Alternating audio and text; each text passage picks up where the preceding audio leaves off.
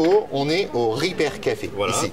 On est sur quel poste? Est-ce que tu peux m'en dire un petit peu plus en tant que référent technique de l'association et nouveau trésorier? Donc on te souhaite aussi la bienvenue parmi nous. Donc là, on est sur le secteur pré-diagnostic où les visiteurs viennent avec leurs appareils et on vient vérifier s'il n'y a pas de risque électrique pour l'utilisateur et aussi pour le réparateur. Donc tous les petits dispositifs, voilà, mis en œuvre par Pierre et toute son équipe derrière. Il y a un sacré travail qui est fait en coulisses. Il faut savoir aussi que Pierre travaille actuellement sur un tout nouveau boîtier qui va certainement permettre de tout compacter en un seul élément. Qu'est-ce que c'est important, toi, en tant que référent technique, tu es spécialiste de métier en électronique, d'avoir un pré-diag sur un Repair Café? C'est de pouvoir s'assurer que le réparateur et l'utilisateur ne sont pas en danger. Donc déjà le réparateur, lors de l'intervention, s'il y a un défaut d'isolement électrique, il pourrait se faire électrocuter. Donc ce qui est dommageable.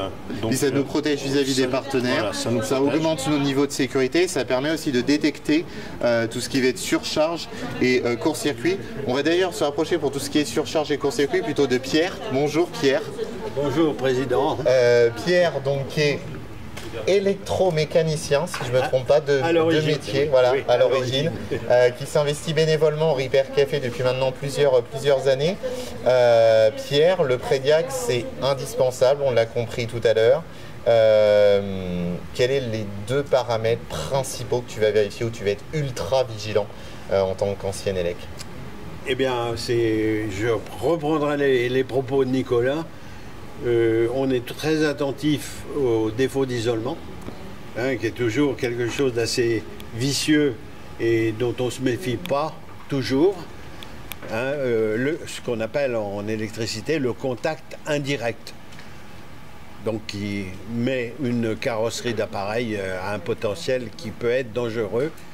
Et puis l'autre, c'est le court-circuit permanent qui habite un équipement de cuisine ou de travail, une perceuse. Il y a une petite nouveauté, on le voit juste derrière. Il y a les tests de bon fonctionnement mis en œuvre pour la première fois ici à Monnet. Ça avait déjà été testé sur les éditions précédentes, mais là vous souhaitez accentuer cette partie-là. Oui, alors effectivement, derrière une réparation en collaboration avec la personne qui amène son matériel, il est bon de s'assurer que la réparation tient bien dans le temps, en particulier pour tous les appareils qui transforment l'énergie électrique en énergie thermique. Via l'effet Joule.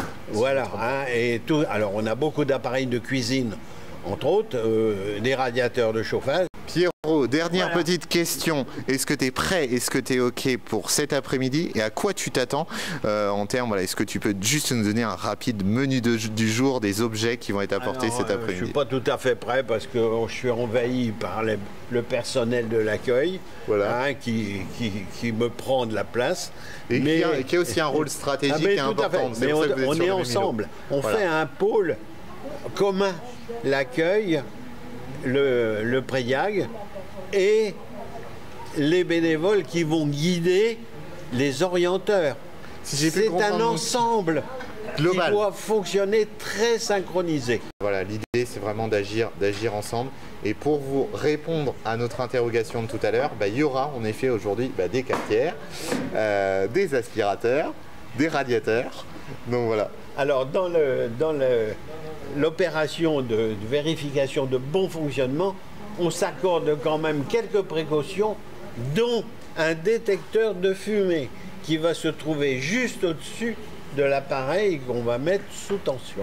Pour rapidement comprendre, en fait, donc vous avez principalement mesuré la tension, l'intensité, vérifier la régularité de ces deux paramètres.